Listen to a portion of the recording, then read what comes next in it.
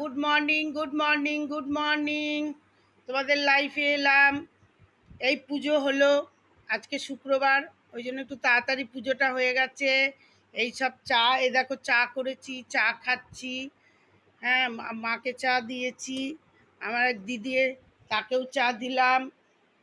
এই যে চা খাচ্ছে সব, দেখো এই দেখো সব চা খাচ্ছে বন্ধুরা।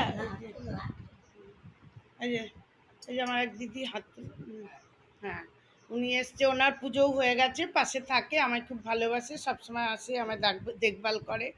ঠিক আছে, উনি উনি পুজো টুজো দিয়ে এসছে, চা দিলাম, চা খাচ্ছে, আমার মাও চা খাচ্ছে, আমিও চা খাচ্ছি। আবার তোমাদের দুপুরে জানাবো কি রান্না বান্না, এখনো চিন্তা করে উঠিনি, কি রান্না করব, করে তোমাদের দেখাবো।